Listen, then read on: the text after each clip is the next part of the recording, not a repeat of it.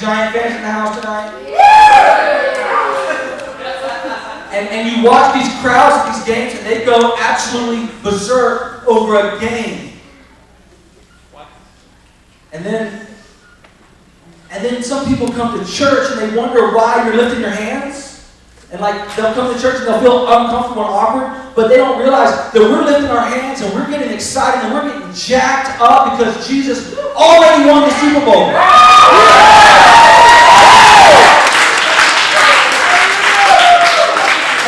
It's okay. You can call it charismatic, you can call it Pentecostal, you can call it emotionalism. It doesn't matter. It's okay to get a little bit emotional every now and then about the God who died on our behalf so that we can be victorious. And so that's one of the things that I love about this youth ministry, Generation 1 I love you. I hear people talk about you outside of church. I run into people all the time who are talking about Generation 1 And I had one student come to me recently. He goes to church here, and he was like, yeah, some of my friends invited me to this one youth group thing, and I asked them, I was like, so tell me about it. Like, what's really cool about it? And they were like, there's game systems, and we play games, and we play more games with each other. And he was like, what about the worship? What about the message? What do you take from it? And he was like, that's what I like about my church. This is just 6th grade talking to me. He said, I can walk away from my church and I can know that I heard from God. Amen. Woo! Isn't that worth getting excited about? Yeah. And we got something around here where people in the 64 folks can grow in Christ. I think it's pretty awesome. You guys find a seat really quick? Man, I'm pumped about tonight because you're going to get to hear from somebody very special tonight. Yeah, really, I want to preach it tonight. Yeah.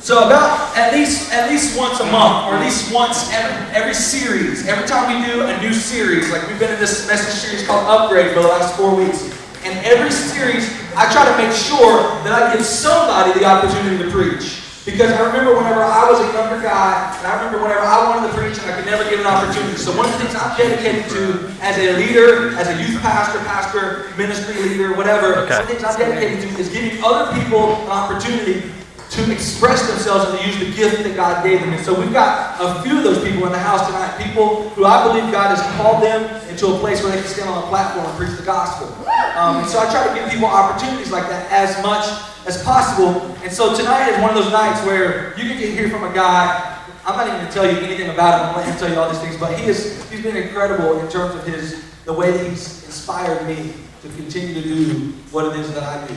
And we've had numerous conversations and we've hung out plenty of times. And the guy is always upbeat. He's always encouraging. Let me tell you this guy has every reason in the world to just pout all the time and tweet negative stuff and talk about how terrible his day is. And I mean, I'm telling you, I know him personally well enough to know he can complain about a lot of things, but his attitude is always looking up. He's always wanting, and every time I'm around him, I leave our meetings encouraged. I leave faithful. I leave excited about what's next in my day. I don't leave drained. I don't leave like he just took the whole part of me and kept it and said, go away. Or, like, I love this guy to death. Jason, will you come up on the stage?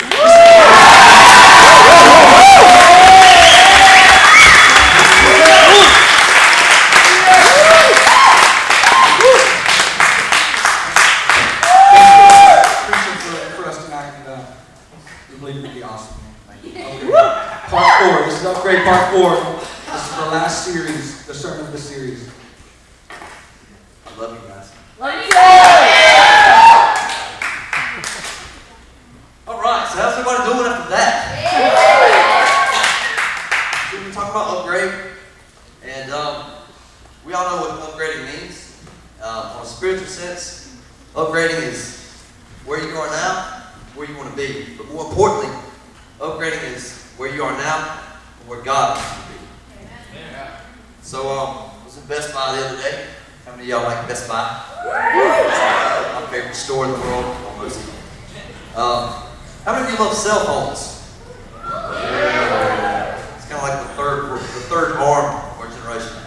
So Best Buy's got this thing called the buyback program. And basically, you take your old cell phone, turn it in for a new one, give you an upgrade for a discounted price. And something stirred in me, and I thought, well, there's some parallels there. Because the life that a lot of you are living, God wants you to turn it in so He can give you an upgrade.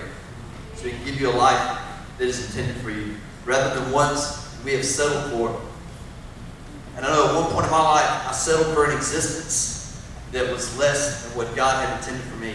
And I know a lot of you right now, sitting in this room, have settled for a life that is not intended for you. And God wants to change all of that.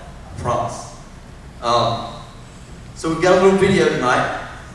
We'll look at some examples of some earthly things, some material things that have been upgraded over the years. Just so y'all can get a clear picture of what upgrading is. But after we watch this video, I want y'all to think about the stuff that you see and apply it to your soul.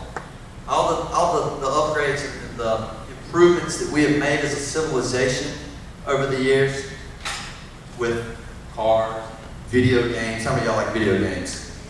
Yeah, all the guys. Really, I just wanted to do a video because I love media. So, but, Jake,